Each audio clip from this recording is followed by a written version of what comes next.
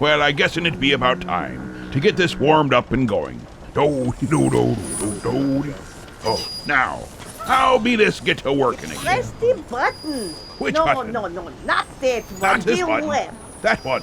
No, your other left. This other one. Oh, Which one are you talking about? I meant the right. No, What- but what not are you- that big red one. The- The this other way. red button. Not- Just not the big, happy, shiny one. You mean the one I just pushed? Yeah, for crying out Oh, loud. You don't righty. know what you're doing. I know perfectly well what I'm doing. Not that button. Oh, for crying out loud. You just sit here on your patootie. You play Well, with your buttons. I go make coffee. You do that, but don't slam the door. Well, tis been quite a week. I had quite an adventure this week. I went down to the kitchen to try to find myself something edible. Not quite as easy as one might think there in Babushka's kitchen. But lo and behold, while I was there, I hear a strange sound. Aye, a strange sound emanating from the fridge. And what to my wondering eyes should appear? I wish it was only a fat little man and 8 little reindeer. I opened the door and out to... Oh, it was horrible. The best way to explain it is right here in the song. Weird Al Yankovic, living in a fridge. Oh, it was... Well, you'll understand better once you listen to this. By the way, welcome back, me matey. Welcome back.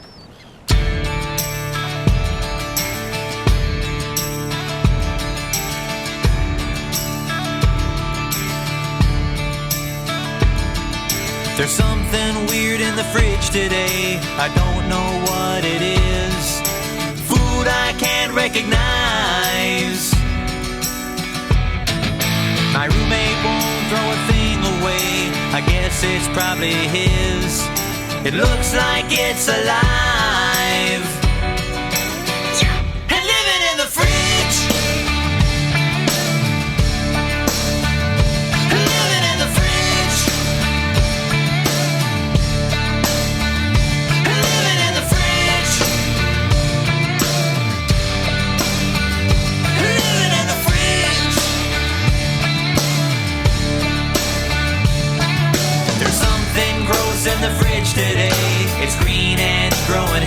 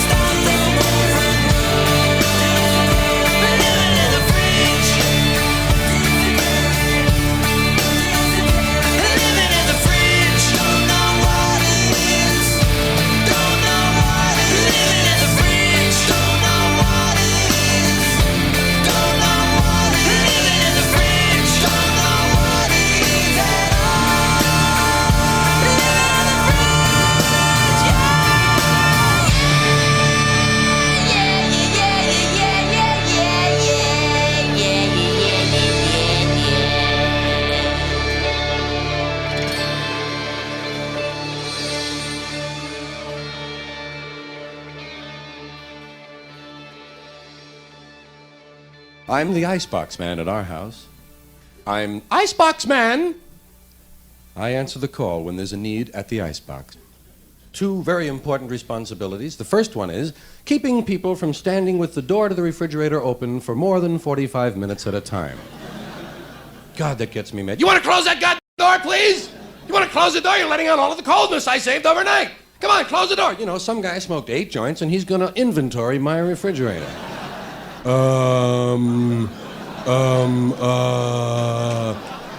Here's $50. Go down to the Burger King. What do you got? I'll save more than that on electricity alone. Close the goddamn door, will you? Look, if you want to know what's in there, why don't you take a Polaroid picture and go away and look at the picture and then come back and figure out what you want?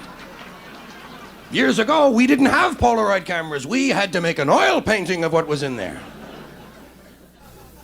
Well, I don't let it get me down, because there's a bigger responsibility, and that is getting into that refrigerator and deciding which things need to be thrown away. Most people will not take that responsibility. Most people will just go and get what they want, leave everything else alone, and say, well, someone else wants that.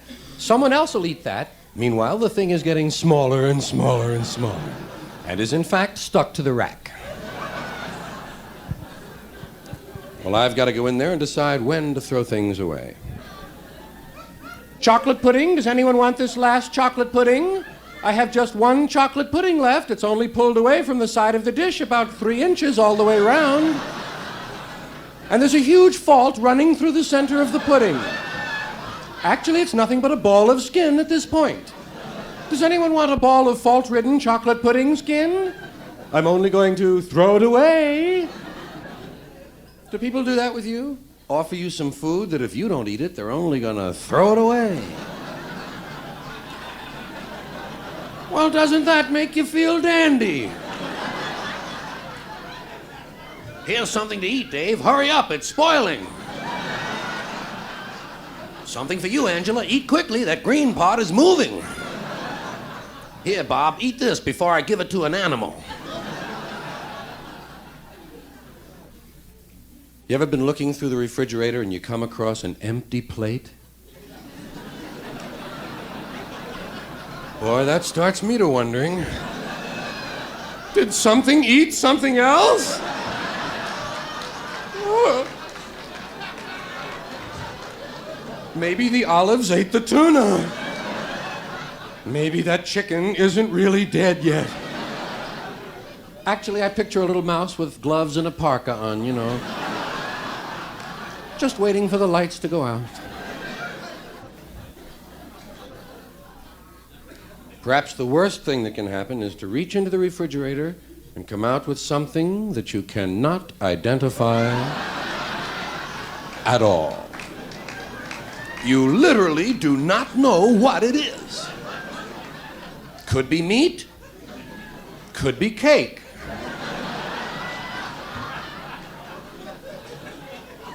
Usually at a time like that, I'll bluff. Honey, is this good? Well, what is it? I don't know. I've never seen anything like it.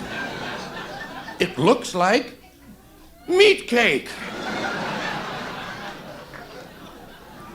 Well, smell it. It has absolutely no smell whatsoever. It's good. Put it back. Somebody is saving it. It'll turn up in something. That's what frightens me. That someone will consider it a challenge and use it just because it's in there. It's a leftover. What a sad word that is. Leftover. How would you like to be a leftover? Well, it wouldn't be bad if they were taking people out to be shot. I might even volunteer. But you know, leftovers make you feel good twice. Did you ever think about that? Leftovers give you 2 separate good feelings. When you first put them away, you feel really intelligent. I'm saving food. And then, after a month, when hair is growing out of them, and you throw them away, you feel really intelligent. I'm saving my life.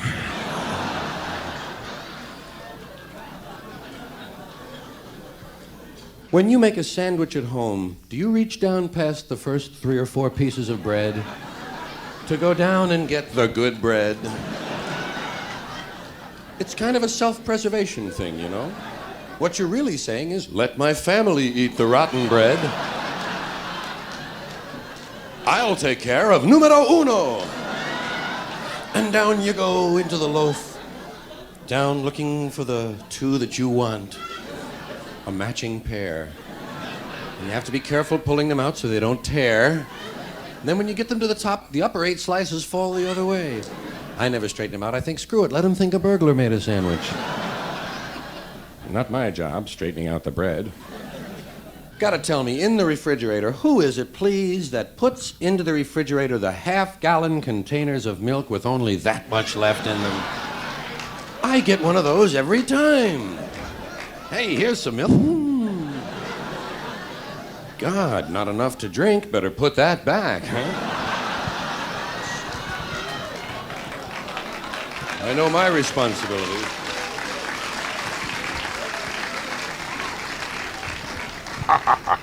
That there be George Carlin's High Spots Man. Now here's a neat little treat that we usually don't throw in quite so soon, but it'll usually come along a little bit later. But this time it comes right here to the forefront. See if you can be guessing it. It won't take long, and you'll know exactly what it be.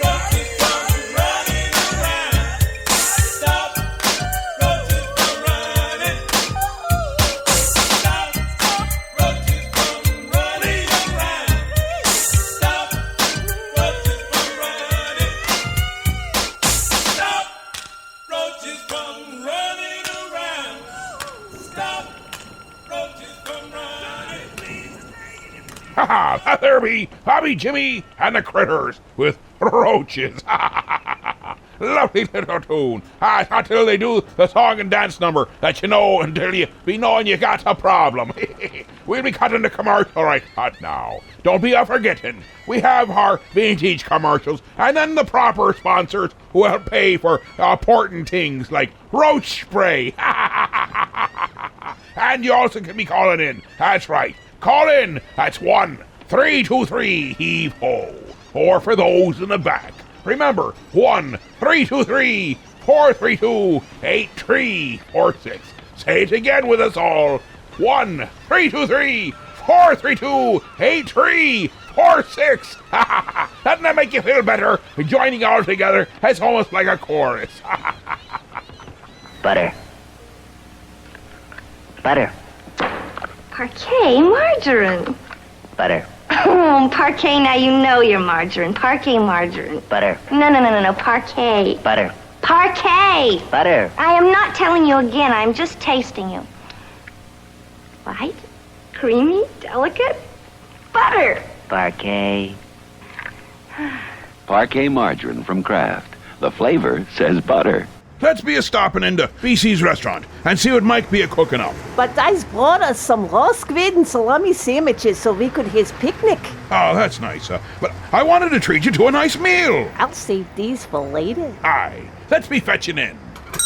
Oh, this is Aye, nice. that'd be. And it looks like an old-fashioned diner at that. And looks at this menu. It looks so good. They got the wings, the subs and salads. I think I get a BC big plate. Let's see, it comes with the cheeseburger, the hot dog, the fries, the cheese sauce, the meat sauce, and the coleslaw. Better mix that too. What are you having, my little pumpernickel? I think I'll be having a double dog special. Oh, goody. It'd be a coming with chips and a drink too. Ha ha ha. BC's Restaurant, 238 Oakwood Avenue, Elmira Heights. They have indoor, outdoor, and takeout available. 607-735-2166. And they're open from 11 a.m. to 7 p.m., Monday through Friday. Now front and center, for we be back. You like how that juxtaposes with everything? You got the joke. Well, there. You know what? Let's get right back to the music. It's Arrogant Worms now with Drink With Me. And don't be thinking that it'd be a normal Saturday night, for it's Sunday night. Oh, I think I may have had a little too much to drink myself. Drink with me, drink with me, drink with me, drink with me, drink with me, drink with me, drink with me, drink with me, drink with me, drink with me, drink with me, drink with me, drink with me, drink with me, drink with me.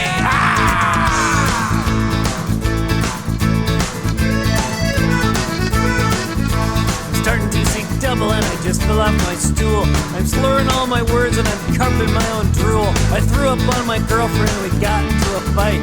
Man, oh man, what a friggin' great night. Well, I wake up the next morning and my brain is full of pain. And I swear to God I will never drink again. But 6 o'clock rolls around, there's nothing on TV. So I call up all my buddies and they can drink with me. Drink with me, drink with me, drink with me, drink with me, drink with me, drink with me, drink with me, drink with me. Have a drink to your health, then go throw up on yourself. Drink with me, drink with me, drink with me.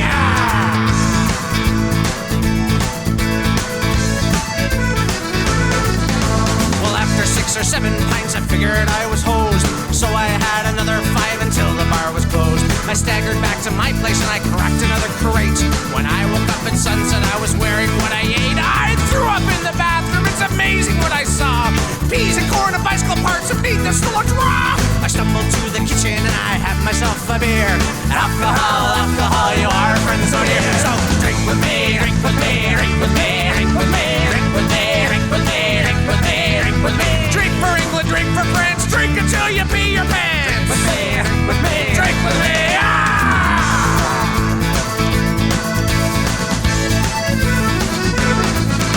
Woke up at 6 p.m., I needed liquor and a friend. So I grabbed a couple bottles and a pig out of its pen. Drank a bottle of tequila playing stupid drinking games. Then wandered out into the snow and tried to pee our names. We staggered to a bar and we ordered up a pint. The waiter said he couldn't, he said we don't serve swine. The piggy punched the waiter, grabbed the drinks and oinked at him. That's the way to talk to my new best friend. Drink with me, drink with me, drink with me, drink with me, drink with me, drink with me, drink with me, drink with me. 99 bottles of beer on the wall, me and the pig will drink them all. Drink with me, drink with me, drink with me, ah! Drink with me, drink with me, drink with me, drink with me, drink with me, drink with me, drink with me, drink with me. Don't blow all your bucks on ale, cause we've got compact discs for sale. Drink with me, drink with me, drink with me, ah!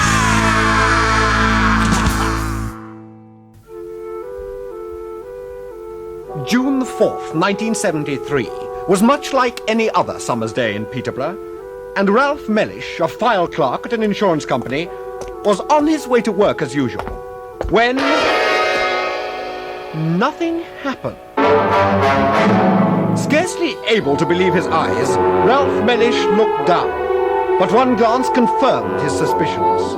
Behind a bush on the side of the road, there was no severed arm. No dismembered trunk of a man in his late 50s. No head in a bag. Nothing. Not a suspect. For Ralph Mellish, this was not to be the start of any trail of events which would not, in no time at all, involve him in neither a tangled knot of suspicion nor any web of lies which would, had he been not uninvolved, surely have led him to no other place than the Central Criminal Court of the Old Bailey. But it was not to be. Ralph Mellish reached his office in Dalzell Street, Peterborough, at 9:05 a.m., exactly the same time as he usually got in. Morning, Mr. Mellish. Morning, Enid. Enid, a sharp-eyed, clever young girl who had been with the firm for only 4 weeks, couldn't help noticing the complete absence of tiny but telltale bloodstains on Mr. Mellish's clothing. Nor did she notice anything strange in Mr. Mellish's behavior that whole morning, nor the next morning, nor at any time before or since the entire period she worked with that firm. Have the new paper clips arrived, Enid? Yes, they're over there, Mr. Mellish. Oh. But for the lack of any untoward circumstances for this young secretary to notice, and the total non-involvement of Mr. Mellish in anything illegal, the full weight of the law would have ensured that Ralph Aldous Mellish would have ended up, like all who challenge the fundamental laws of our society, in an iron coffin with spikes on the inside. Turn that thing off! You'll be late for the bus. It's nearly 9:30. It was indeed nearly 9:30. Now off you go! Off I went on a perfectly ordinary kind of day. Oh, I'm so worried about him, Doctor. Yes. Yes, I know what you mean. I'm afraid he's suffering from what we doctors call whooping cough. That is the failure of the autonomic nervous section of the brain to deal with the nerve impulses that enable you or I to retain some facts and eliminate others. Another dog? Not for me, thank you. I'll have one last one. The human brain is like an enormous fish. It's flat and slimy and has gills through which it can see. There we are. Should one of these gills fail to open, the messages transmitted by the lungs don't reach the brain. It's as simple as that. Well, I'm a simple soul. I don't understand all that. All I know is he's not the same man as I married. Am I the man you married, Mrs. Aegis? Oh, now get away, or you'll get struck off. Oh, come on, come on. I can't, I'm eating dog. Come on, just a quick examination. No, get off, I'm married. Oh. But Dr. Quat was a man of quite remarkable medical insight, skill, and determination. And within a few minutes, he had completely removed my wife's knickers. Get out, you! Oh, Doctor! Doctor! What? No, put your tongue in my mouth. No! Oh, come on, I got your knickers Oh, off.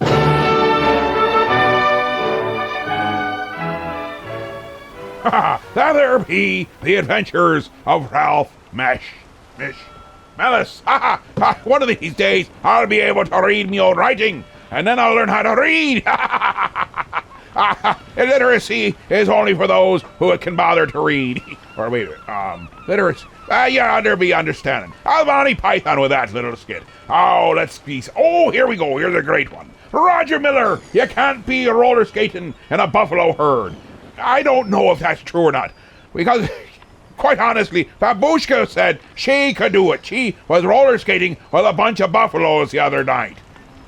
But were they the two-legged or the four-legged kind? Oh, don't be a-worrying about it. It wasn't making jokes about ye. It was making jokes about someone who you might be related to. Let's get right on to the music. It's Roger Miller now, here on The Captain's Quarters. You can't roller skate in a buffalo herd. You can't roller skate in a buffalo herd. You can't roller skate in a buffalo herd. But you can be happy if you've a mind to. You can't take a shower in a parakeet cage. You can't take a shower in a parakeet cage. You can't take a shower in a parakeet cage. But you can be happy if you've a mind to. All you gotta do is put your mind to it. Knuckle down, buckle down, do it, do it, do it. Well, you can't go swimming in a baseball pool. You can't go swimming in a baseball pool. You can't go swimming in a baseball pool. But you can be happy if you've a mind to.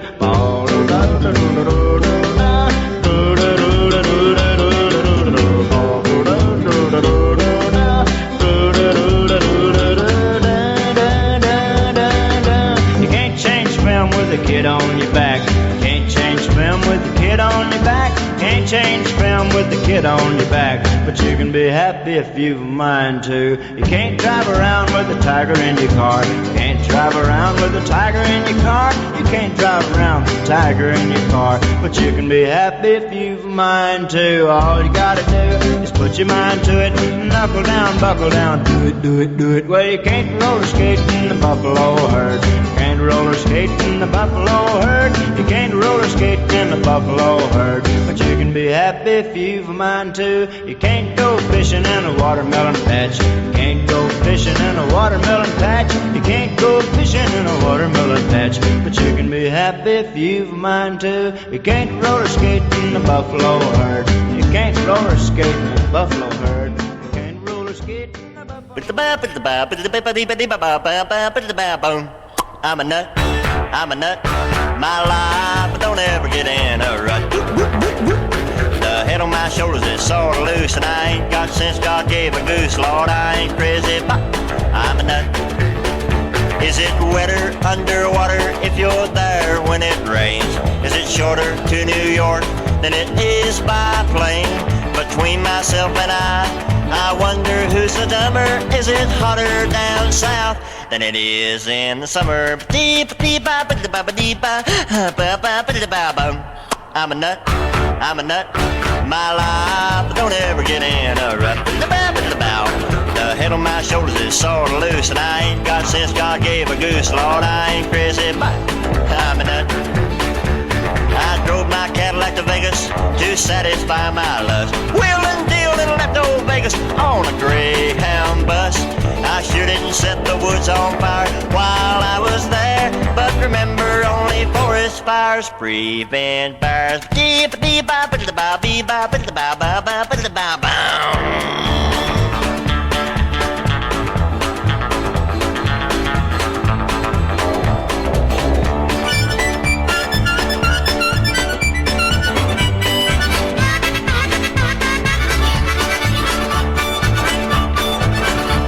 I'm a nut, I'm a nut. My life don't ever get in a rut. The head on my shoulders is sort of loose, and I ain't got sense God gave a goose. Lord, I ain't crazy, but I'm a nut. The poverty war will be over when I begin to fight. If it took a dime to go around the world, I couldn't get out of sight. I don't mind to take the girls out if they don't mind to go Dutch. Makes me feel like $1 million, and I bet I ain't worth half that much. I'm a nut, I'm a nut. My life don't ever get in a rut. The head on my shoulders is sort of loose, and I ain't got sense God gave a goose. Lord, I ain't crazy, but I'm a nut. Oh, crazy man! I'm a nut! Oh, lordy, lordy, lordy, lordy, lordy, lordy! I'm crazy! I'm a nut! There be Leroy Pullins with I'm a Nut. Speaking of crazy nuts, Let's talk about Bill Cosby. Cats or dogs and cats, not cats and dogs. It's dogs and cats right here on the Captain Quarters. You know what? But dogs are better than cats. Cats are not cool at all. You know, a cat is very independent. He's just sucking in on your food. Now, answer this question. Did a cat ever do anything for you? Huh? Did a cat? No. Cats don't do anything. Huh? They could kill mice any place.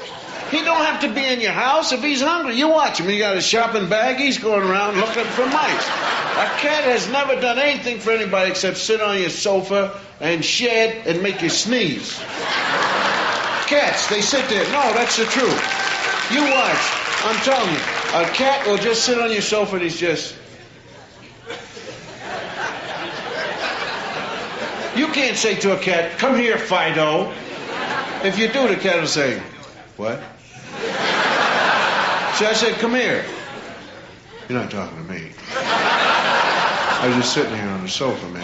I'm watching television right now. Got any more catnip? You haven't been catching any mice lately? No, man, because I'm full. Can't eat them all up in one day, you know. And besides, some of them haven't bathed yet.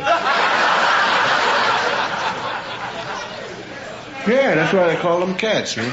Now, a dog is beautiful, you know. What can I do for you? You want your slippers? Long slippers. Oh, I'll get the other one. Here's your newspaper. That's not mine. You chewed it all up. Can't help it. I got sharp teeth.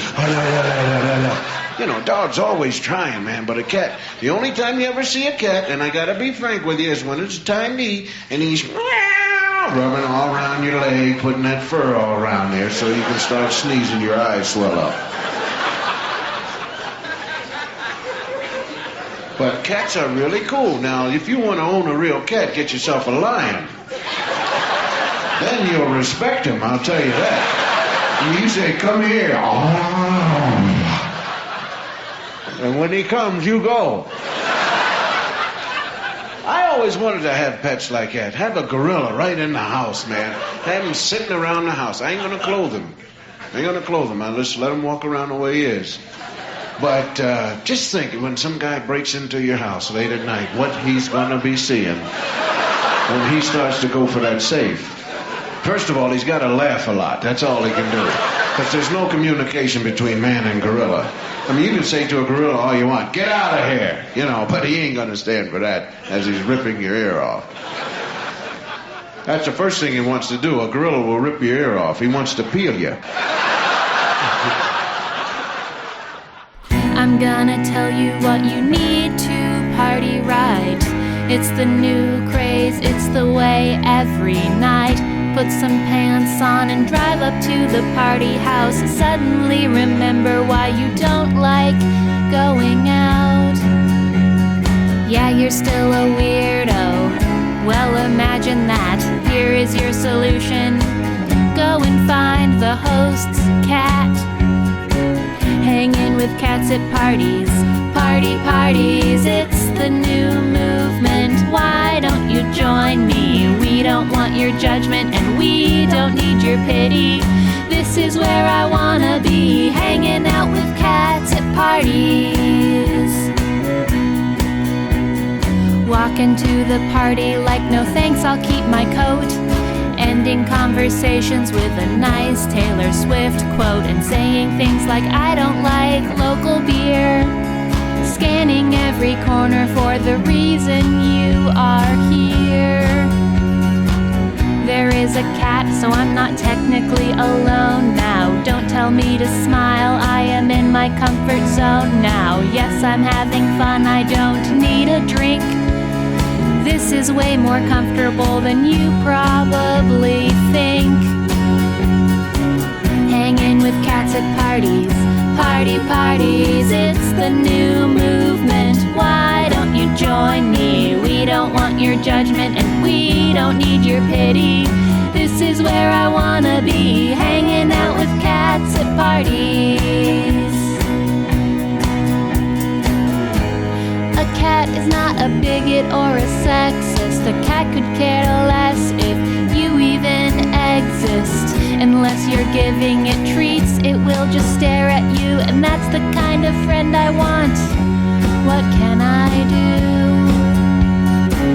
Our numbers grow out of nowhere like mitosis. We're all slowly contracting toxoplasmosis. We don't need your shame, our life is better when it's lame. And tonight's just about one thing: hanging with cats at parties. Parties, it's the new movement. Why don't you join me? We don't want your judgment and we don't need your pity. This is where I wanna be, hanging out with cats at parties. Where I wanna be, hanging out with cats at parties. Where I wanna be, hanging out with cats at parties. There be the double clicks with, what be it? Cats at parties. Now, we be cutting the commercial. Don't be a-worrying. You can always stick around through the commercials and be right back to the music. Why do I say that? Because some people get confuzzled and they hear about commercials and they think they need to mute things out or go for a walk or whatever. But the nice thing is, if you're listening to the radio, you can go for a walk. Take us with ye, no matter where you be going. Or you could also pick up your phone and stream us. Right, that's right. You could be streaming us right through the interwebs. Or you could also use that same there phone to be calling into the request line for the final 40 be upon us before we know it. That's 1-323-EVE-O. Make it all with a friend and call in. It's 1-323-432-8346. You can have one friend dial the phone, another friend begin the conversation, and ye bring it up in the rear by making the punchline. You never know what could happen. Or you could just do it all yourself. That's always a possibility. Now, let's get right back to the music right after these are commercials. This lucky baby will sleep quietly through the night. Yes, no matter how high the temperature goes outdoors, this baby's RCA air conditioner will keep his room filled with cool, dry, fresh air and keep that room so comfortable and quiet he'll never need a middle-of-the-night lullaby. Yes, quiet is the word for this new 1954 RCA air conditioner, as the wonderful Heart of Cold compressor silently cools the air for you. RCA, America's finest air conditioner, goes quietly about its business of keeping you comfortable. Its exclusive Hushabye fans silently push the air through the room in a fresh, cool flow. Listen how quiet and see how simple. This young lady is responsible for the weather in her home. It's as easy as child's play. The RCA Climate Tuner, with its cleverly concealed panel, has push-button controls for choosing the indoor climate she wants. Now she's setting the thermostat control for constant, even comfort. And all through the night, that thermostat makes certain of the same cool, gentle room temperature. There's an RCA air conditioner to suit any room. One just right for you. And for RCA service and installation, get one of these RCA factory service contracts. Then you'll be certain of America's finest service for America's finest air conditioner. The RCA air conditioner. Hi, my name is Alfred Sneasley, and when I go to Heroes Comic Shop on 14th Street in Elmira Heights, New York, I'm always greeted with a big smile from Jared. Hey, Alfred. Hey, how are you today? And his selection of comics and graphic novels, it's just amazing. I mean, it's what I always dreamed I could be. And he always treats me like the hero I am inside. I don't just read about the heroes, I become the hero! At Heroes Comic Shop, I become the hero Mom always wanted me to be!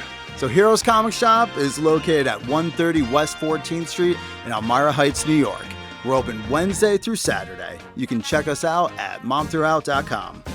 Now up and away! Ha ha ha ha! Right, as we promised. We'll be heading right back. What is it now? Hey, yours, I's gonna go sword fishing, but I needs to borrow one your sword. For the last time, leave me swords be. Ye's got your own. Yeah, they's all in this shop. Maybe I go dragonfly fishing instead. Now, where did I leave that pesky dragon?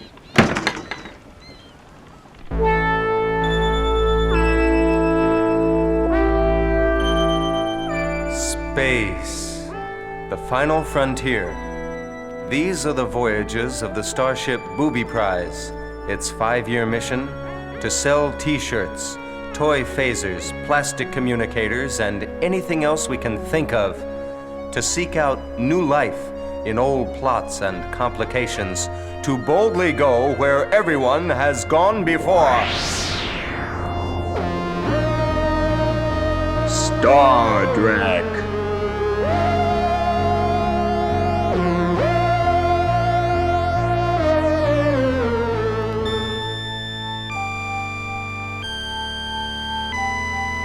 Captain's log, stardate 6935.2. We are in orbit around the planet Schwartz. Engineering to Captain Jerk. Engineering to Captain Jerk. Jerk here. What is it, Snotty?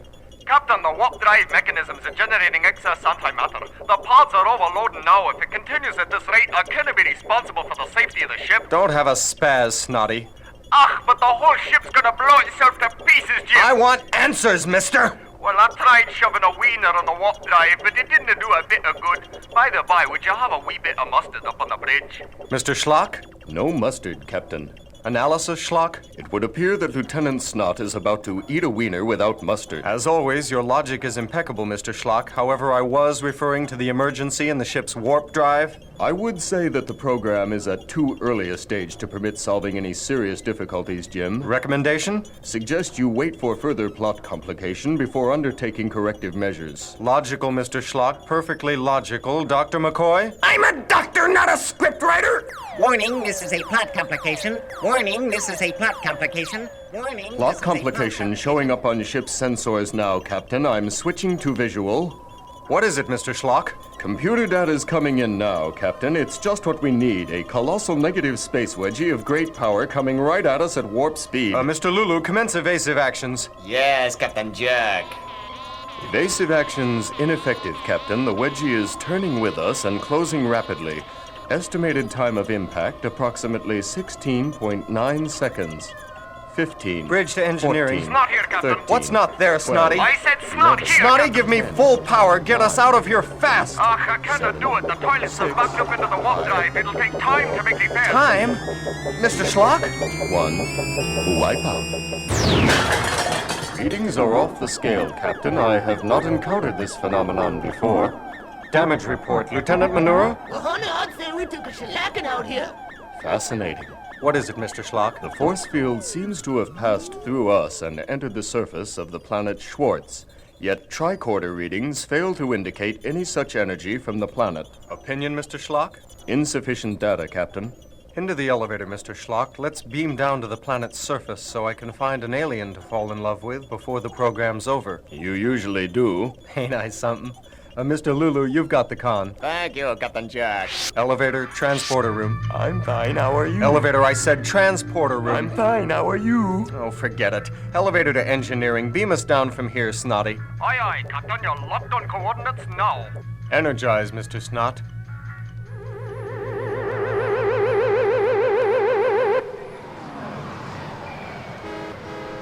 Remarkable. There is no record of any such civilization as this on the planet Schwartz. Look, Schlock, here comes a car, and feast your Vulcan squinties on that driver. Far out, Captain Jerk. Want a lift, sailor? As a matter of fact, I do. I'll say goodbye here, Mr. Schlock. Now you'll have what you always wanted, command of the Booby Prize. And you'll have what you always wanted. What's that, Mr. Schlock? A bleach blonde in red convertible on planet Schwartz. Ain't I something?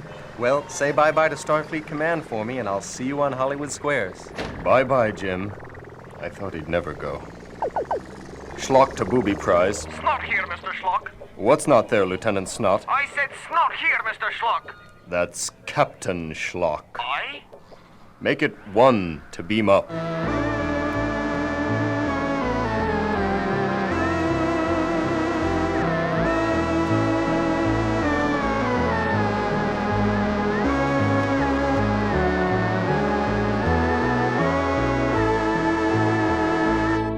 freezing cold in Nancy Nights usual. You the cold maze, say one freezing cold in Nancy Nights usual. All right.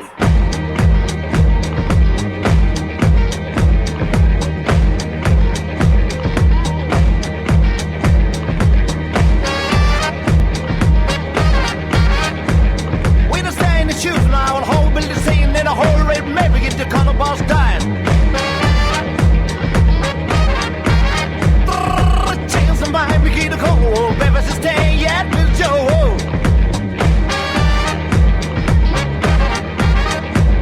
We don't stay in the shoes now, and whole building scene in a whole red maybe get the color boss dying.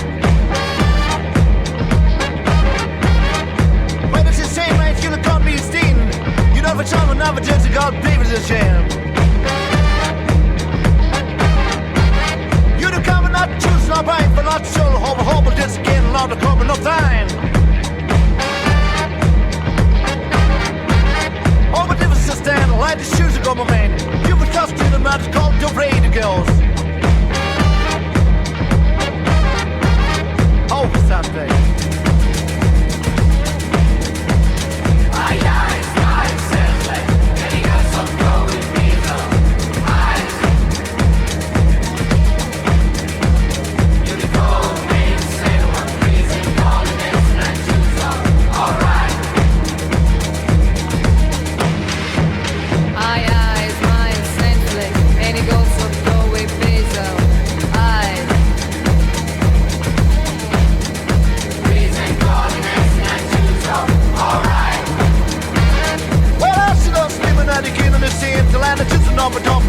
Good time, let praise go. We the same in the center and the shoes are come up in. This is 200 cars that over 4 world to cry to stay. I my chance, let's ain't a hill still go and praise the eyes.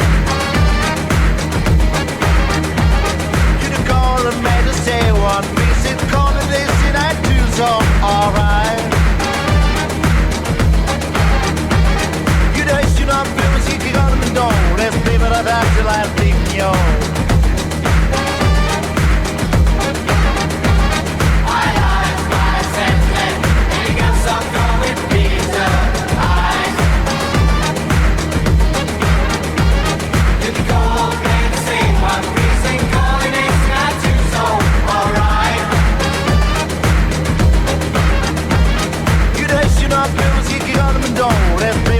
Till I think you're.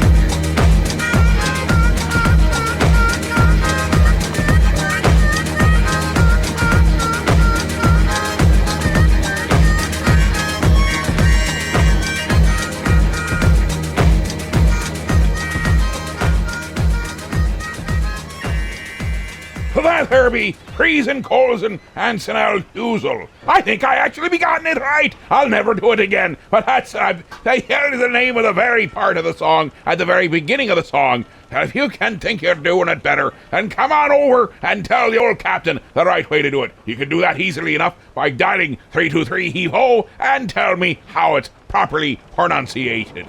Now, that was Adriano Celentine.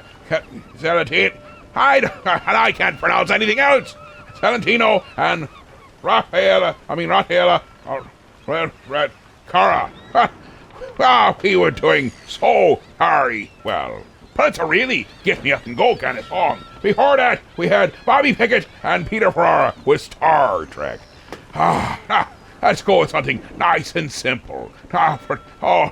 Be Borton. Nice and simple. Like maybe Monty Python's Argument. A nice, simple argument.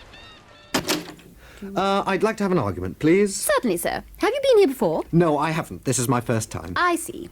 Well, do you want to have just one argument, or were you thinking of taking a course? Well, what is the cost? Well, it's £1 for a 5-minute argument, but only £8 for a course of 10. Well, I think it would be best if I perhaps started off with just the one and then see how it goes. Fine. Well, I'll see who's free at the moment. Mr. DeBakey's free, but he's a little bit conciliatory. Ah, yes. Try Mr. Barnard, room 12. Thank you.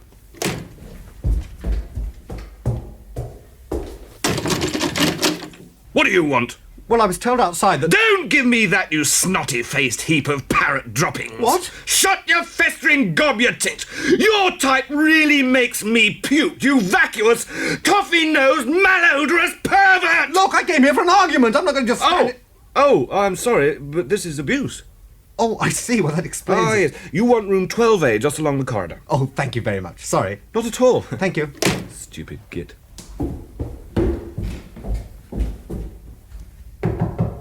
Come in. Is this the right room for an argument? I've told you once. No, you haven't. Yes, I have. When? Just now. No, you didn't. I did. Didn't. I'm telling you I did. You did not. Oh, I'm sorry, just one moment. Is this a 5-minute argument or the full half hour? Oh, just the 5 minutes. Ah, thank you. Anyway, I did. You most certainly did not. Look, let's get this thing clear. I quite definitely told you. No, you did not. Yes, I did. No, you didn't. Yes, I did. No, you didn't. Yes, I did. No, you didn't. Yes, I did. You didn't. Did. Well, look, this isn't an argument. Yes, it is. No, it isn't. It's just contradiction. No, it isn't. It is. It is not. Look, you just contradicted me. I did not. Oh, you did. No. You did just then. Nonsense. Oh, look, this is futile. No, it isn't. I came here for a good No, argument. you didn't. No, you came here for an argument. Well, an argument isn't just contradiction. Can be. No, it can't. An argument is a connected series of statements intended to establish a proposition. No, it isn't. Yes, it is.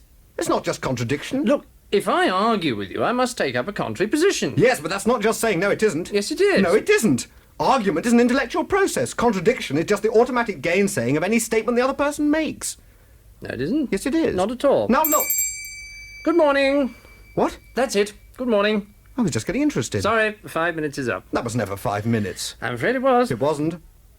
I'm sorry, but I'm not allowed to argue anymore. What? If you want me to go on arguing, you'll have to pay for another 5 minutes. Yes, but that was never 5 minutes just now. Oh, come on. Look, this is ridiculous. I'm sorry, but I'm not allowed to argue unless you've paid. Oh, all right. Thank you. Well, what? that wasn't really 5 minutes just now. I told you I'm not allowed to argue unless you've paid. I just paid. No, you didn't. I did. No, you didn't. Look, I don't want to argue about Well, that. you didn't pay. Aha! If I didn't pay, why are you arguing? I got you. No, you haven't. Yes, I have. If you're arguing, I must have paid. Not necessarily. I could be arguing in my spare time. Oh, I've had enough of this. No, you haven't. Oh, shut up. I want to complain. You want to complain? Look at these shoes on. I had them 3 weeks and the heels are worn right through. No, I want to complain If you complain, nothing happens. You might as well not bother. Oh. And my back hurts and when I had a fine day and I'm sick and tired of this office. Hello, I want to... Oh! No. Hold your head like this. Then go, wow. Try it again. Whoa! Better, but wow. Put your hand there. No. Now. Wow! Good, that's it. Stop hitting me. What? Stop hitting me. Stop hitting you? Yes. Why'd you come in here then? I wanted to complain. Oh, no, that's next door. It's being hit on the head lessons in here. What a stupid concept. Hey, did I ever tell you about my Uncle Bob? No. I didn't? Nope. Oh, he's a real nut. Hey, I'll sing you the Uncle Bob song. Fresh. Uncle Bob is a slob and he doesn't have a job and he mooches off my folks. He drinks all of Dad's beer and ends up sleeping here and he tells a lot of stupid, dirty jokes. When Uncle Bob comes to dinner, I get a little thinner cause the way he eats makes me sick. He talks while he chews, he drools on his shoes. The salad bowl he does lick. I got it. Uncle Bob is a slob and he doesn't have a job and he mooches off my folks. He drinks all of Dad's beer and ends up sleeping here and he tells a lot of stupid, dirty jokes. When Uncle Bob comes to lunch, he eats a whole bunch, then he burps and loosens his belt. If I acted that way, I'd never get to play. His breath makes ice cream melt. Uncle Bob is a slob and he doesn't have a job and he mooches off my folks. He drinks all of Dad's beer and it ends up sleeping here and he tells a lot of stupid, dirty jokes. Hey kid, come here. Let me look inside your ear. Oh, what are you growing? Corn in there? No, seriously, oh, look, I found a nickel. You want it? All right, you can keep it. Yeah, you'll remember Uncle Bob gave it to you, won't you? He never has money, he smells real funny, he looks like a fat version of my dad. I don't think much of him, but I guess I love him. He's the only uncle that I ever had. Uncle Bob is a slob and he doesn't have a job, and he mooches off my folks. He drinks all of Dad's beer and ends up sleeping here, and he tells a lot of stupid, dirty jokes. Uncle Bob is a slob and he doesn't have a job, and he mooches off my folks. He drinks all of Dad's beer and ends up sleeping here, and he tells a lot of stupid, dirty jokes. He drinks all of Dad's beer and he ends up sleeping here, and he tells a lot of stupid, dirty jokes. Yeah. That's Bob. There be barns and barns when Uncle Bob comes to dinner. We all have that one Uncle Bob. It doesn't matter how you spell it, be it forwards, backwards, upside down, or right side out. It's always Bob. We'll be cutting a commercial. When we come back, we'll have, well, obviously, more fun. Bill and Ted don't know much history. Who's Joan of Arc? Noah's wife? But they're taking the crash course. Let's go back into history. From the past. We're in the middle of a war, dude. To the future. 2688. Excellent. From famous names. Genghis Khan. No way. To sexy dames. How's it going, ladies? They were there. What? Bill and Ted's Excellent Adventure. From Orion Pictures. Rated PG. Parental guidance suggested. Excellent. Let's be a stopping into BC's restaurant and see what Mike be a cooking up. But I's brought us some raw squid and salami sandwiches so we could his picnic. Oh, that's nice. But I wanted to treat you to a nice meal. I'll save these for later. Aye, let's be fetching in. Oh, this is nice. Aye, that'd be. And it looks like an old-fashioned diner at that. And looks at this menu. It looks so good. They got the wings, the subs and salads. I think I get a BC big plate. Let's see, it comes with the cheeseburger, the hot dog, the fries, the cheese sauce, the meat sauce, and the coleslaw. Better mix that too. What are you having, my little pumpernickel? I think I'll be having a double dog special. Oh, goody. It'd be a-coming with chips and a drink too. Ha ha ha. BC's Restaurant, 238 Oakwood Avenue, Elmira Heights. They have indoor, outdoor, and takeout available. 607-735-2166. And they're open from 11 a.m. to 7 p.m. Monday through Friday. You're listening to 1410 WELM Elmira and 106.5 FM The Pirate. Welcome back to me second hour, me show, me boy. And boy, oh boy, have we got some splendiferous bits and baubles right in store for ye. For example, the Final 40. It'd be extremicated right from the request sent to us via the mail of That's email, you dolt. That's what me be saying. They can also call us at 323-HEAVE-HO. I'd like to heave-ho you. But was that my little pumpernickel? Nothing, my dear. You old sea hag. Well, here, let me help you get this show going again. Avast, you old bat. Heave-ho! Heave-ho! Heave-ho! Johnny! Johnny!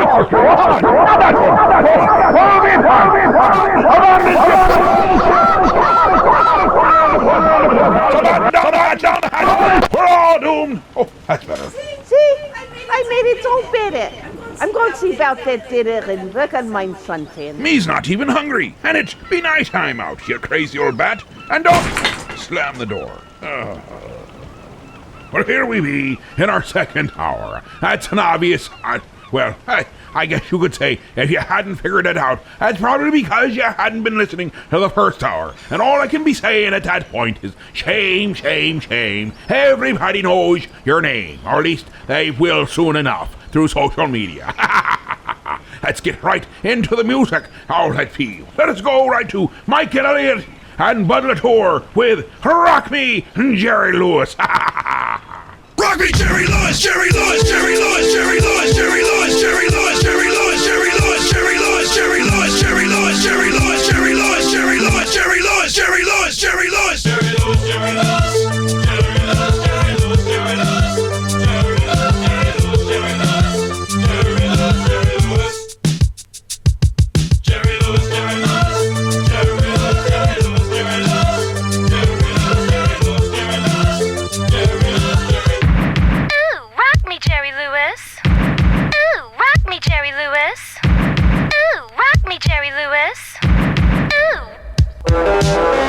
Let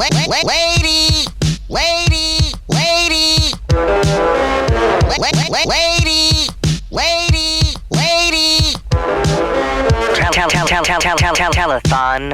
Telethon. Telethon. Telethon. 1926, New Jersey, March 16th. Jerry Lewis is born in Newark. 1946, at the age of 20, Jerry Lewis meets Dean Martin for the first time. 1949, Martin and Lewis star in their first film, My Friend Irma.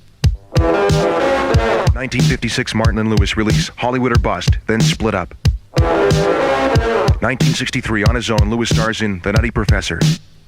1973, Lewis chooses Las Vegas as the home for the MDA telethons. Labor Day, 3 years later, Frank Sinatra reunites Martin and Lewis live on the telethon. In 1986, for no apparent reason, Mike Elliott and Bud Latour record Rock me, Jerry Lewis! Rock me, Jerry Lewis! Jerry!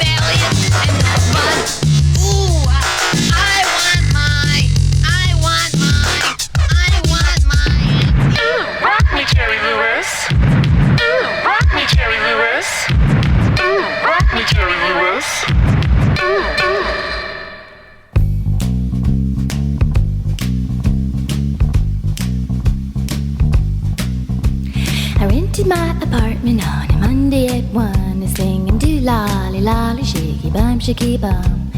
Started moving in it on a Tuesday at 2, singing do lolly lolly shaky do. Wednesday at 3, I called the phone company singing, hey baby, put a phone in for me. Thursday at 4, he came and knocking at my door singing, hey baby, I'm your telephone man. You just show me where you want it and I'll put it where I can. I can put it in the bedroom, I can put it in the hall, I can put it in the bathroom, I can hang it on the wall. You can have it with the buzz, you can have it with the ring, and if you really want it, you can have a ding-a-ling. Because, hey baby, I'm your telephone man. Can you believe that? And then he says, no, when other fellows call you, tell them how it all began. Well, can you imagine? My heart began a thumping and my mind began to fly, and I knew I wasn't dealing with no ordinary guy.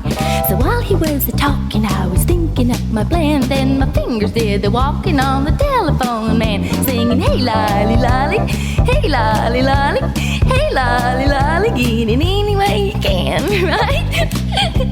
So I got it in the bedroom and I got it in the hall and I got it in the bathroom and he hung it on the wall.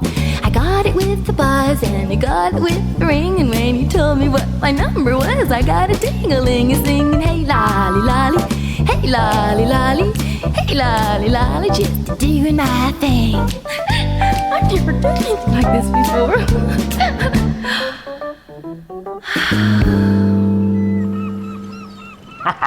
Now there be Mary Wilson's telephone man. Give him a ring. I wonder what it means if they're talking about a rotary phone. Well, here's Alan Sherman with Sir Greenbaum's Madrigal. Oh, and don't be forgetting to get some of our calls in, for the final 40 begins soon.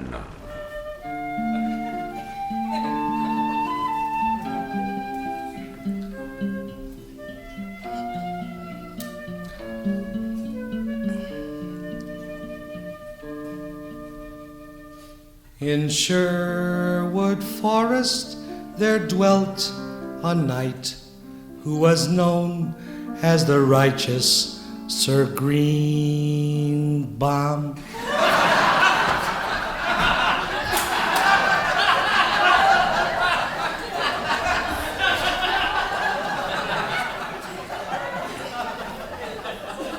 And many dragons had felt the might of the smite of the righteous Sir Greenbaum. I chanced upon him one morn when he'd recently rescued a maiden fair. Why art thou so forlorn? Sir Greenbaum, is thy heart heavy laden?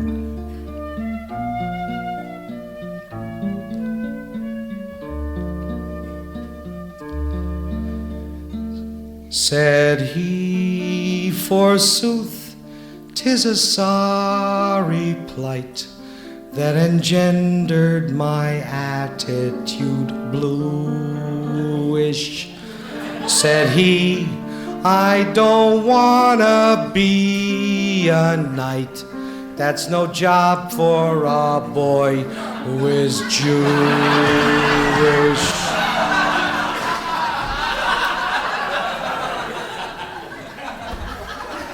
All day with the mighty sword and the mighty steed and the mighty lance. All day with that heavy shield and a pair of aluminum pants. All day with the slaying and slewing and smiting and smoting like Robin Hood. Oh, wouldst I could kick the habit and give up smoting for good.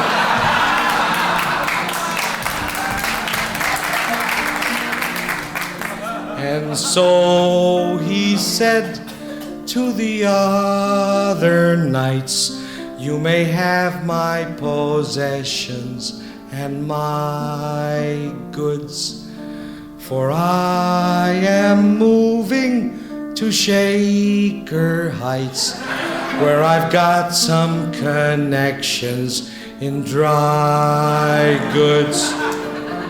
Farewell to the Dragon's Paw and the other swashbuckling games and sports.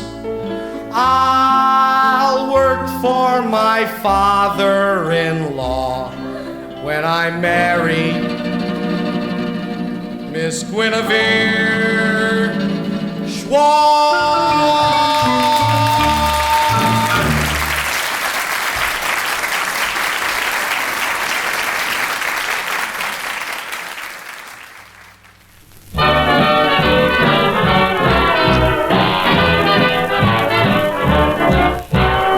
I got a gal who's mighty sweet, big blue eyes and tiny feet. Her name is Rosabelle McGee, and she tips the scales at 3030G. But ain't it grand to have a gal so big and fat that when you go to hug her, you don't know where you're at. You have to take a piece of chalk in your hand and hug a ways and chalk a mark to see where you began. One day I was a hugging and a chalking and a chalking and a hugging away, when I met another fellow with some chalk in his hand, a-coming around the other way, over the mountain, a-coming around the other way.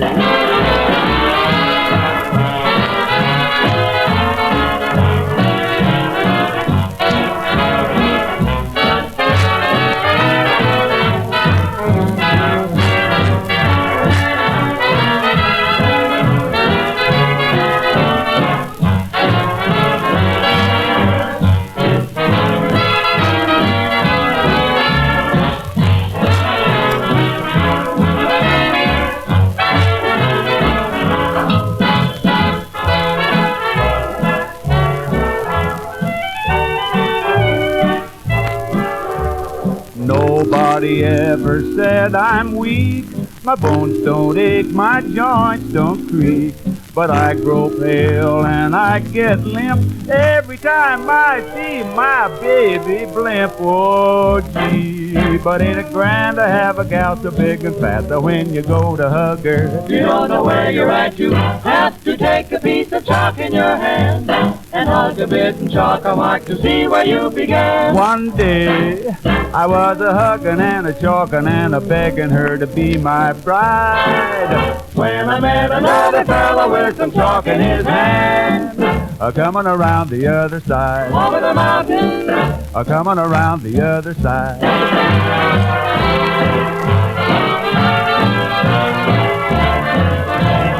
She's a mile wide, chalking up the mark down in Yellowstone Park. when I met another fellow with some chalk in his hand, coming around the other side. Over the mountain, Over the great divide.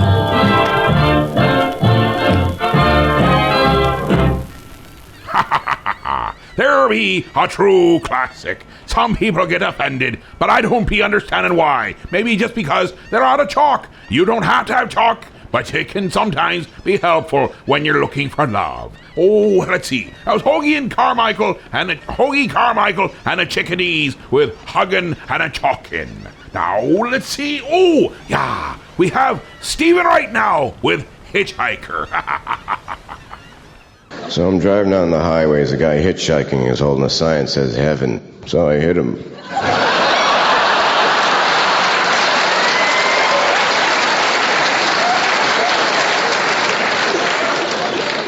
He probably went there. He looked like a nice guy.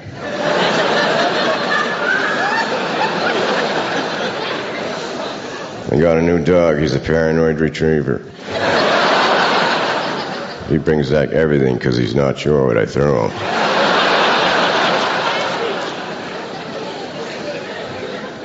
Sometimes I like to go into a waiting room and just sit there and wait. The nurse comes out, do you have an appointment? No, just waiting. What are you waiting for? Nothing, just avoiding the moments. Would you like to see the doctor? I don't know. What kind of a doctor is he? He's a foot doctor. I'd like to see a man that tall.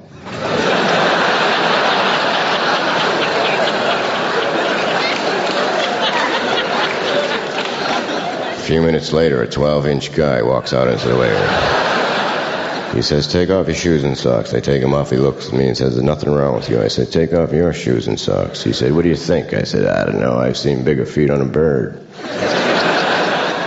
Then he started dancing really fast and whistling really loud, and then I left.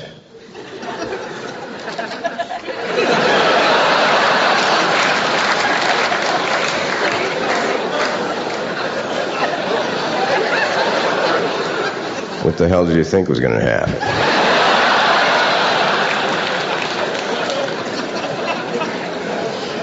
You people are crazy. When I was in third grade, I had a 70-year-old teacher, and she could barely hear anything, so she would turn the thermostat down to 16 degrees, so in case anyone talked, she could see your breath coming out of your mouth. That was the same year I had a globe that lit up, and I used to use it as a nightlight, put it on the floor in my bedroom, which was pretty cool, except some nights I'd wake up in the middle of the night all freaked out, thinking I was floating in outer space. Then in 1969, a teacher showed us pictures of the Earth taken from the Apollo, and she said, does anyone know what this is? And I said, yes, that's the floor in my bedroom. When I was 7, my parents had a party, and I went around to all the guests with a glass of water, and I said, here, drink this. This is a magic glass of water. If you drink this, you all get a little bit taller. And they all drank some, and they thought, oh, isn't this a weird kid? When they all drank some and went back to what they were doing, I went to the room where they keep all the coats, and I hemmed all the sleeves 2 inches.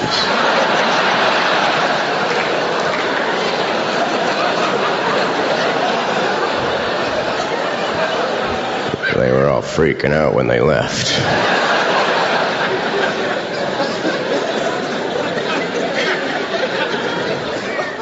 I'm a tired man. Well, there we be. We're ready now for the final 40. And we'll have that just as we return from the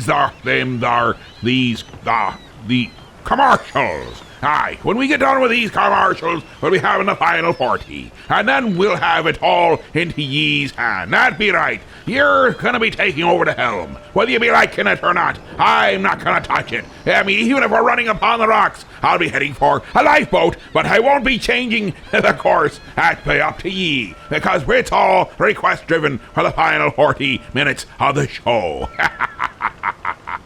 Quite a responsibility that lies upon ye, isn't it? This is the coffee pot at work. Listen to it perk. Look at the coffee as it gets darker and stronger. Smell the honest coffee smell. Ah, smell it. But will this cup of coffee taste as good as it smells? You bet it will, because it's Maxwell House, the coffee that tastes as good as it smells every time. Maxwell House coffee tastes as good as it smells every time. If you like to look at good coffee, listen to good coffee, smell good coffee, and taste good coffee, brew Maxwell House, the coffee that tastes as good as it smells every time. Maxwell House is good to the last drop. It tastes as good as it smells every time. Maxwell House. Look, Sidekick, a shop just for heroes. No, it's a comic book shop and it's for everyone. Not possible. See, it's even right in the name, Heroes. So that means you'll need to stay out here whilst I go shopping. It's Heroes, your mom threw out comic shop, and it's for everyone, including sidekicks. Hey guys, the little guy is right. It's all about the love of comics, and not whether you can fly or not. But, by the way, I do love the cape. Gee, thanks. So Heroes Comic Shop is located at 130 West 14th Street in Elmira Heights, New York.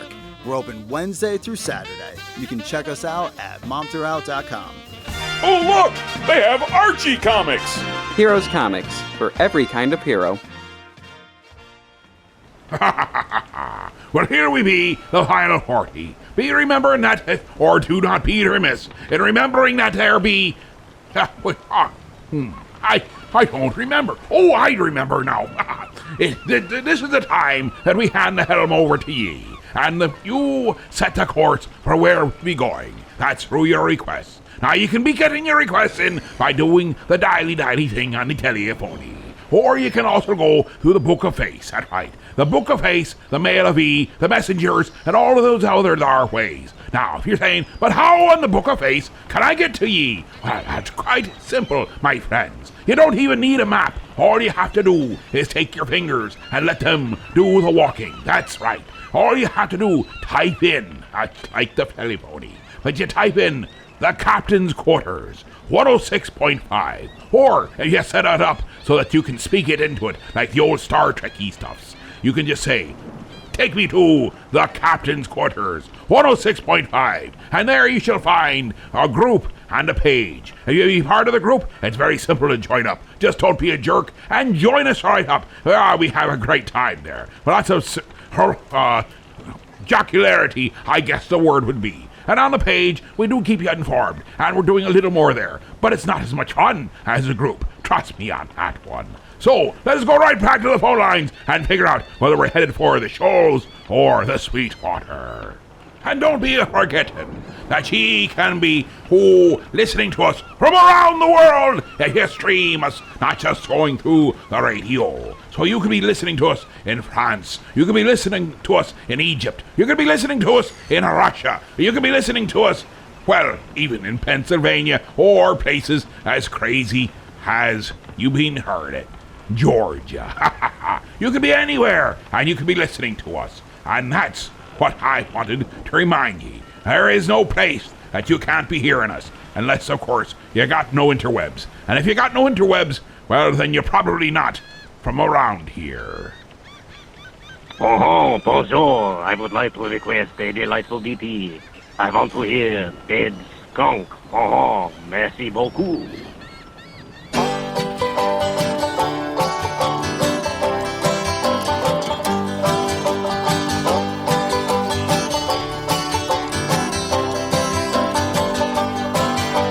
Crossing the highway late last night, he should've looked left and he should've looked right. He didn't see the station wagon car. The skunk got squashed and there you are. You got your dead skunk in the middle of the road. Dead skunk in the middle of the road. Dead skunk in the middle of the road. Stinking to high heaven.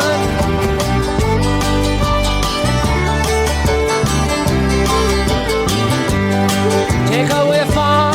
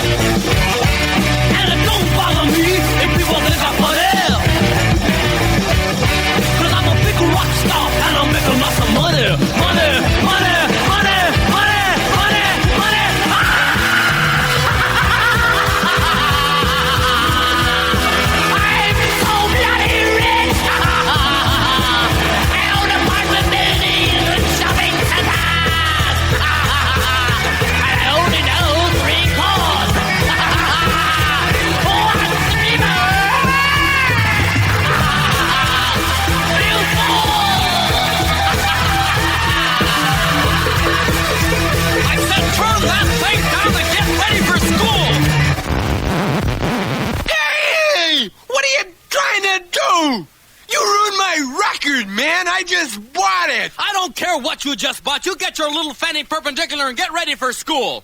I'm not going to school. What do you mean you're not going to school? Just what I said. I'm not going to school. And why not? Because I'm sick. That's why not. Sick? You're sick, all right. What's wrong with you now, Prince Charming? I got an earache. Earache my eye. How would you like a butt ache? Now get your little fanny out of that bed and clean up this room. It looks like a pigsty. You hear me? All right, that's enough. That's enough. You pushed me far enough, young man. You're getting punished. Now stand up. No. I said stand up. Hey, let go of my hair, man. Now, young man, I have talked to you and talked to you and talked to you till I'm blue in the face, and I'm done talking to you. Good. Does that mean you're done spitting on me, too? Shut up. I'm not done talking to you. Now turn around and bend over.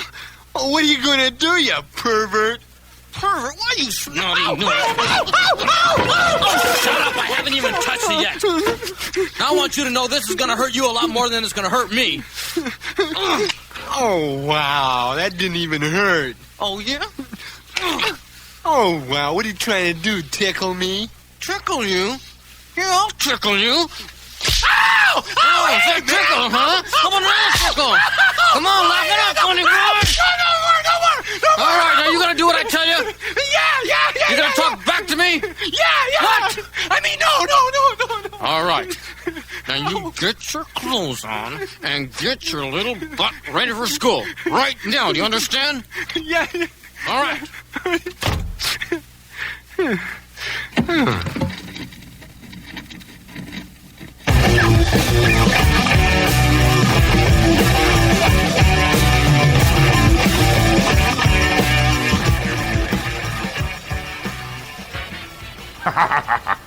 That there be Cheech and Chong with Earache Me Eye, and with Alice Bowie, I think, helping out there on the old guitar. Now, and before that we had London Lloyd Wainwright.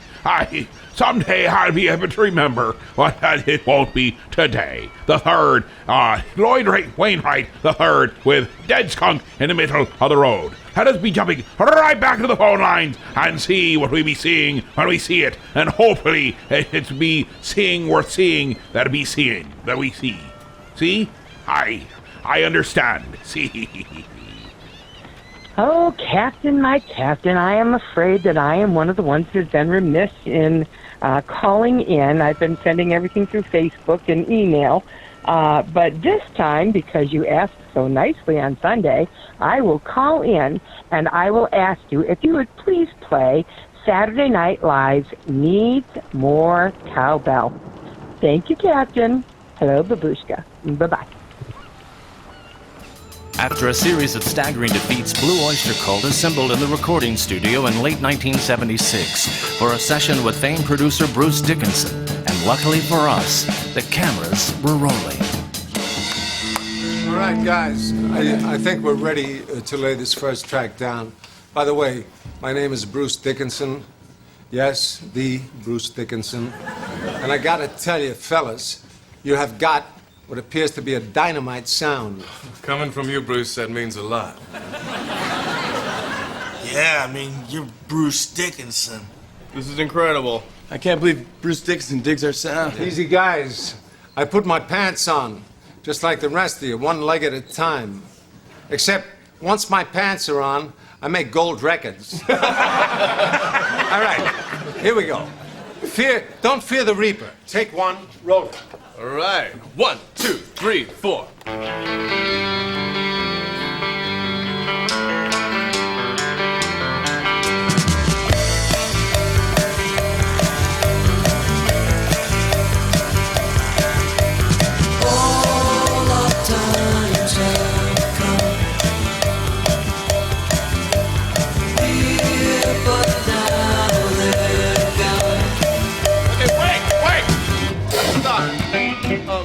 Bruce, could you come in here for a second, please? That was going to be a great track. Guys, what's the deal? Are you sure that was sounding okay? I'll be honest, fellas, it was sounding great, but I could have used a little more cowbell. So, let's take it again. And Gene. Yeah. Really explore the studio space this time. You got it, Bruce. I mean, really. Yeah. explore the space. Okay. I like what I'm hearing. Roll it. 1, 2, 3, 4.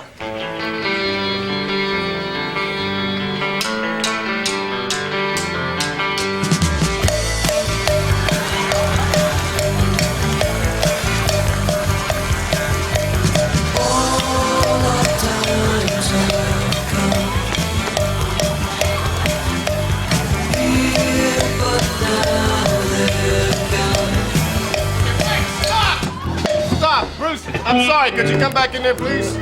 Fellas, no, we just wasted 2 good tracks. This last one was even better than the first. Well, it's just that I find Gene's cowbell playing distracting. I don't know. If I'm the only one, I'll shut up. No, it's pretty rough. You know, I can pull it back a little if you like. Not too much, though. I'm telling you, fellas, you're gonna want that cowbell on the track. You know what? It's fine. Let's just do the thing. Okay, roll it. 1, 2, 3, 4.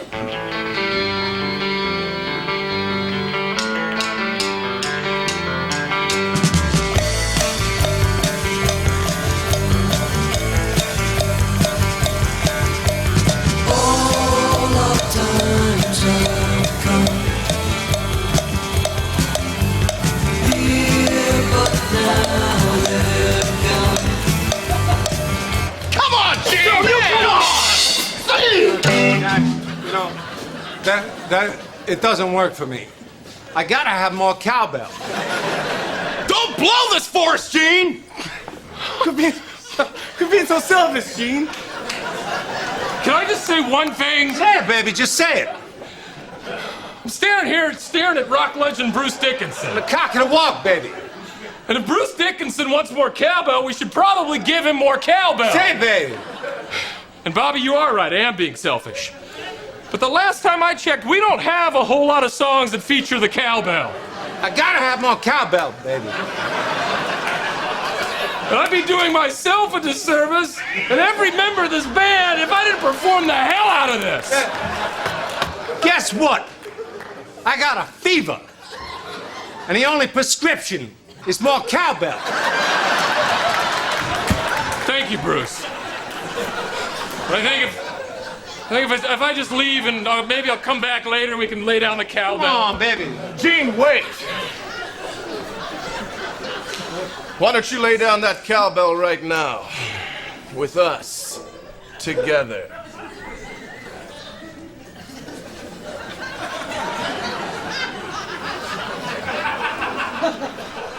Do you mean that, Eric? He speaks for all of us. Thank you. Babies, before we're done here, y'all be wearing gold-plated diapers. What does that mean? Never question Bruce Dickinson. Roll it.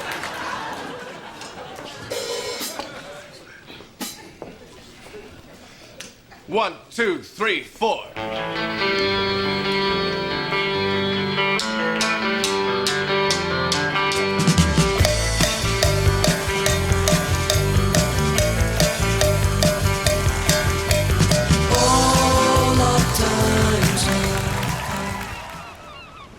There be the fascination with the final party. You never know where we'll be going, what we'll be playing, or what will be happening. For we leave it to ye, and the course can be rocky, the course can be smooth, the course can be hilarity, and that was pretty darn good. We need more cowbell in this world, that is being for sure.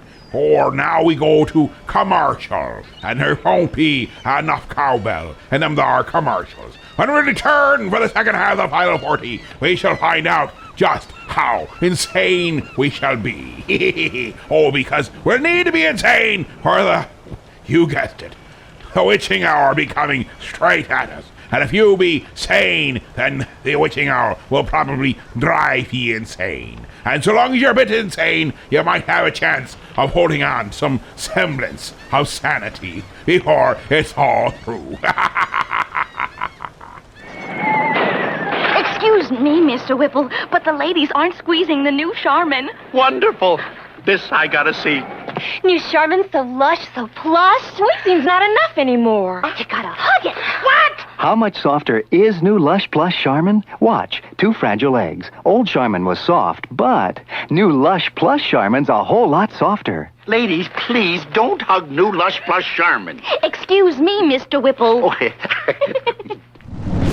Look, Sidekick, a shop just for heroes. No, it's a comic book shop and it's for everyone. Not possible. See, it's even right in the name, Heroes. So that means you'll need to stay out here whilst I go shopping. It's Heroes, Your Mom Threw Out comic shop, and it's for everyone, including sidekicks. Hey guys, the little guy is right. It's all about the love of comics, and not whether you can fly or not. But, by the way, I do love the cape. Gee, thanks. So Heroes Comic Shop is located at 130 West 14th Street in Elmira Heights, New York. We're open Wednesday through Saturday. You can check us out at momthroughout.com. Oh, look! They have Archie comics! Heroes Comics, for every kind of hero. This is it, my dear Archie. It won't be long now before the witching hour be upon us. And if he be not ready, then, well, I think you know what tapioca pudding be looking like. Well, that's what may happen to your brain if you hear the witching hour without being a touch insane. Oh, I did another one of them rhymey things. And before I lose my touch, let's go right to the phone lines. Fish heads, I need to hear fish heads, fish heads. Fish heads, roly-poly fish heads, eat them up, yum. Fish heads, roly-poly fish heads, eat them up, yum. In the morning, laughing happy fish heads. In the evening, floating in the soup. Fish heads, roly-poly fish heads, eat them up, yum. Ask a fish head anything you want to. They won't answer, they can't talk. Fish heads, roly-poly fish heads,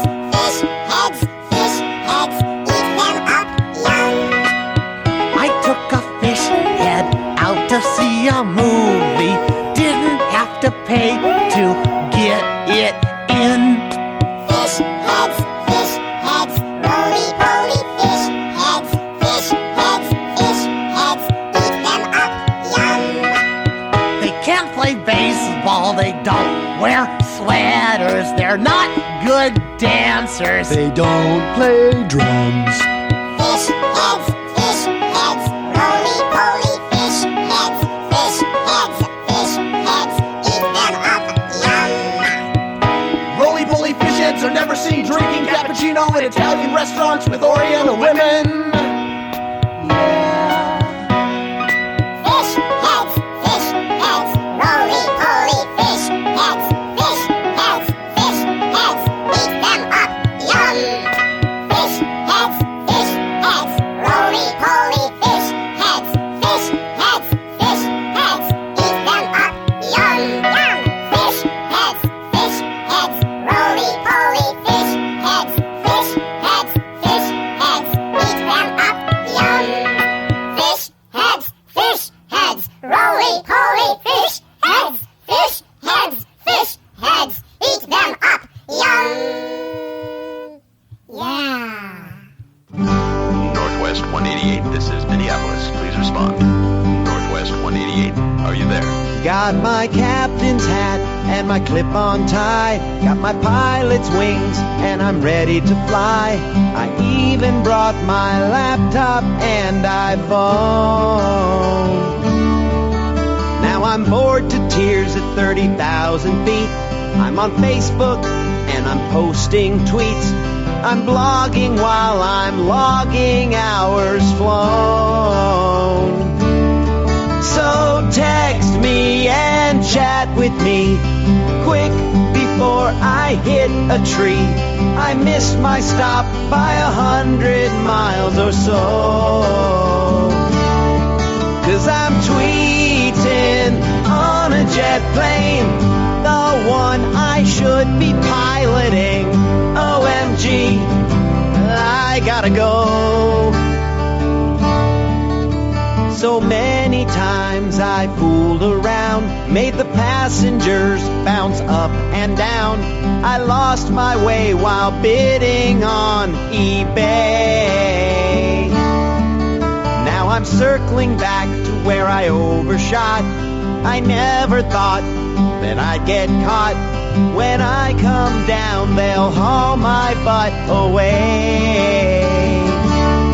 So poke me and chat with me. I'm pirating a DVD. Hold my calls, I love this video.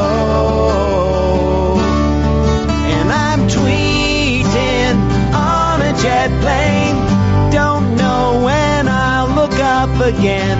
LOL, look out below. Now the time has come to land it. Hope I can manage it one-handed. I'll close my eyes and aim for the runway. Use the force. My license is gonna get revoked. My mom is gonna have a freaking stroke. But I'll have time to Google more each day. So text me and chat with me. Oh wait, did I just pass Terminal 3? I'm MapQuested and I can't find my way home. 'Cause I'm tweeting on a jet plane.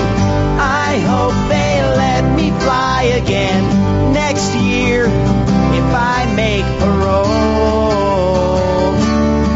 I'm tweeting on a jet plane. My job has just gone down the drain. No problem, I habla Espanol.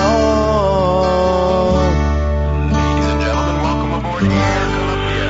Our flight time to Minneapolis today will be 4 hours and 10 minutes, or 5 hours. We went there from Barnes and Barnes Fish Heads to Steve Goody's tweeting on a jet plane. One would hope that the pilots are paying a little more attention than the people in the back seats. One would hope. Now, let's see. Oh, yes, we have requested from the mail of E that be, Jeff Dunham's Peanuts Password Panic. Hey, before I forget, you changed all our Wi-Fi passwords. I did. Why? Security maintenance? Did you just make that up? I think so. Okay, so you changed all 3 to new passwords. Yes, I did. Okay, the backstage Wi-Fi, the Tour Lush Wi-Fi, and the Wi-Fi at home. That's correct. Okay, And this time, I made them passwords unusual so we would remember them, but they couldn't be guessed easily. Great. Yeah, the 1, 2, 3, 4 was kind of stupid. No, I didn't do that. I know, Brother Jay did, but he still forgot it. Right. Yeah. So what's the password for the Wi-Fi backstage? I can't tell you. What? I can't tell you. Why not? Why not what? Why can't you tell me? Tell you what, the password, I just did. No, you didn't. Yes, I did. What is it? I can't tell you. Why not? Why not what? Why can't you tell me? I just did. Are you insane? No, then what's the password? I can't tell you. Jerk! What, you're a big jerk. Why? I'm asking for one single password for our Wi-Fi backstage. And you should have it. What is it? I can't tell you. I hate you! Are we good? Fine. Can I have the one for the dust? Yes. What's that one? I don't remember. Why not? Why not what? Why can't you remember? No, I don't remember. Okay, why don't you remember? I do. Okay. So what is it? I don't remember. Holy crap. Did you write it down? Why should I? In case you forgot it. I won't forget it. Clearly you just did. No, I didn't. Then what's the password? I don't remember. What the? We had 3 Wi-Fi networks. Yes. And you made up all the passwords. I did. And you know them all. By heart. And I should have them too. Of course you should. What is the password for the Wi-Fi backstage? I can't tell you. What's the one for the bus? I don't remember. You have the one for the house? Yes. And what is that one? You have to guess it. I can't guess it! Well, of course not. So what is it? You have to guess it. I can't. You're making no sense. I'm making no sense. You're making no sense. I don't know what to say to you. What's the Wi-Fi password to the house? You have to guess it. Screw you! I don't deserve that. I asked you for the password for the backstage. Yes. You said I can't tell you. Yes. Then I asked for the Turles one. You said I don't remember. Also correct. And now the one for the house, you say you have to guess it. You got them all perfectly. What the hell are you talking about? Would you like to see the passwords in black and white? Yes, I would. They're on my computer. Can I go look? Of course. Thanks. Oh, wait. What? What's the password for your computer? Who's asking? I am. You're what? I'm asking for the password on your computer. Who's asking? Hello? I'm right here. Computer password. Who's asking? Peanut is asking. Well, never mind. Maybe I should ask your mother. What'd you say? Ask your mother. Well, that's the one for my cell phone. Is this my new life? Irritability, shutting down inside. I can't sleep and so is she. Got sweaty thighs. This is my demise, you see. I'm just a woman asking for sympathy because a hot flush comes, memory goes, mood is high, then it's low. Every day more hair grows where I don't want any to be. Poor me.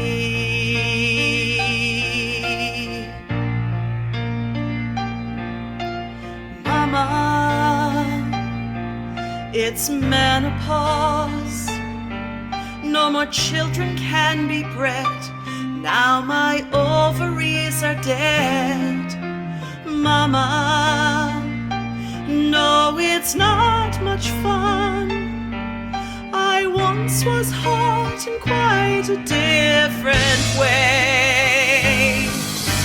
Drama,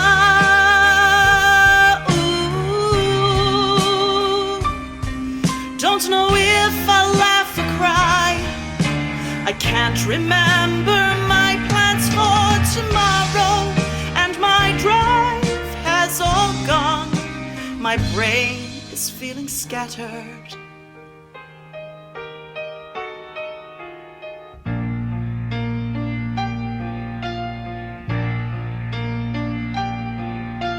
Too late, my prime has gone. Bones shrinking in my spine, body's aching all the time. Good night, no I won't sleep, just got to go. Gonna toss and turn and pee the whole night through. Sauna, ooh, where's my fan go? I'm all cracked and dry. I can't stand heat and summertime at all.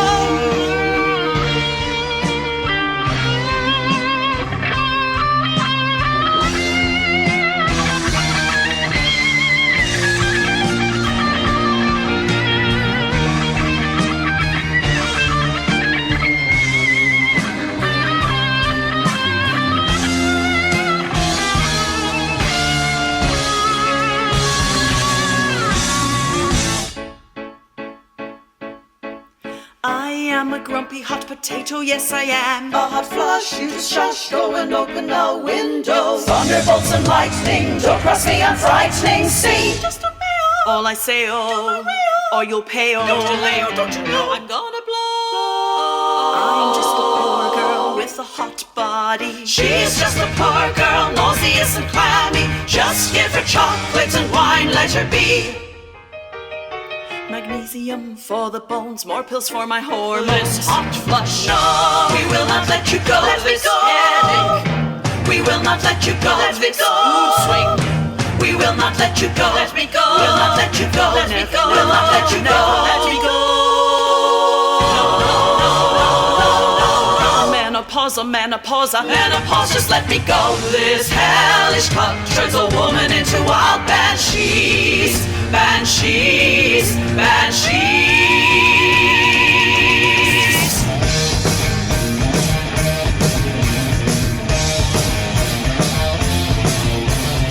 So you think you can stop age and turn back time? So you think that your fountain of youth won't run dry? Oh, ladies, take it from me, poor ladies. It's gonna get you. Your time will soon come. Be prepared.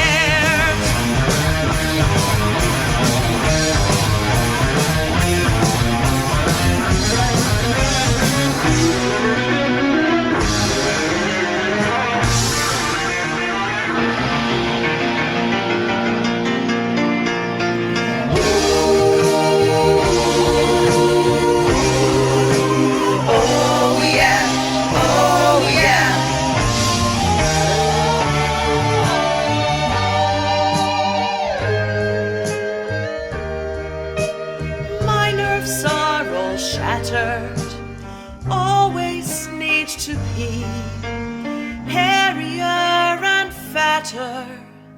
Menopause is battering me.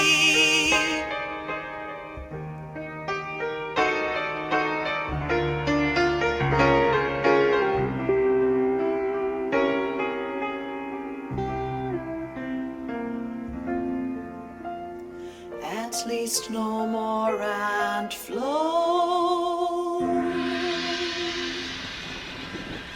There be Shirley Sherman with Menopause Rhapsody. Once again, requested from the Mail-O-E. Now we be having Sudden Death's Star Trek Life.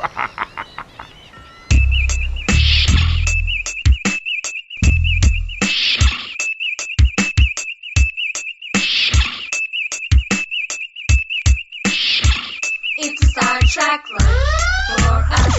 It's a Star Trek life for us. Gotta work out speed like us. Gotta drive in fear me up.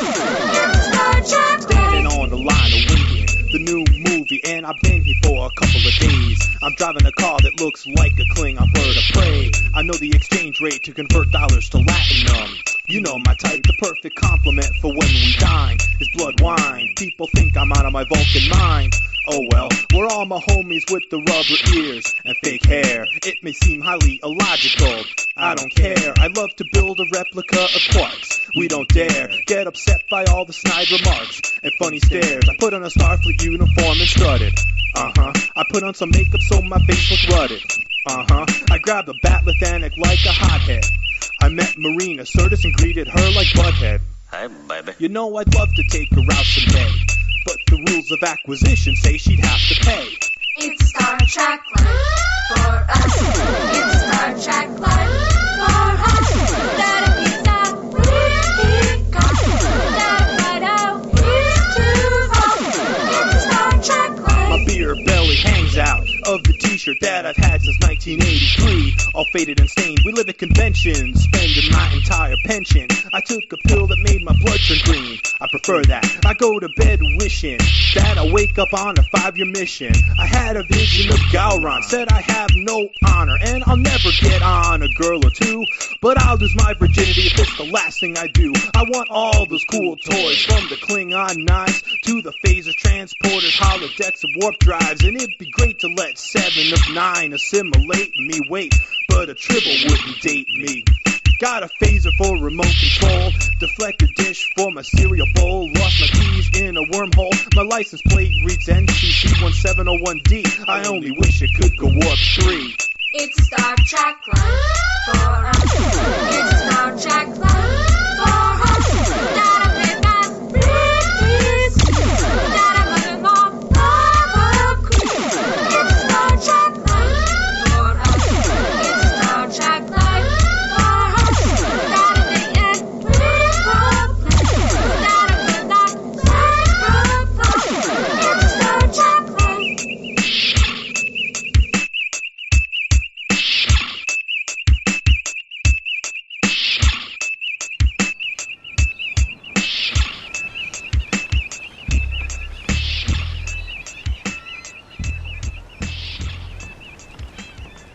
Well, once again, it appears that we've survived another trip on the high seas.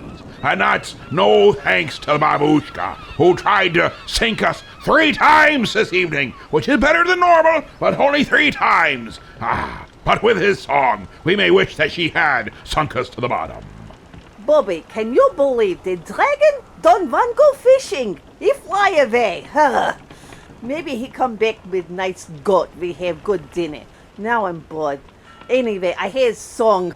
If you change your mind, I'm the first in line. Honey, I'm still free. Take a chance on me. If you need me, let me know. I'm gonna be around. If you've got no place to go when you're feeling down. I don't know that I've ever felt that down. Alone, when the pretty birds has flown, honey, I'm still free.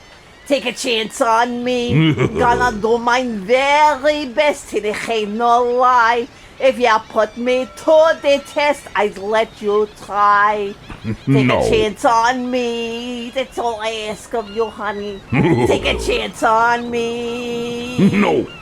We can go dancing, we can go walking, as long as we're together. Listen to some music, maybe just talking, get to know you better. But you know I got so much I wanna do when I dream I'm all alone with you. It's magic. You want me leave it there, afraid of a love affair. But I think you know I can't let it go. If you change your mind, I stay first in line. Honey, I still free.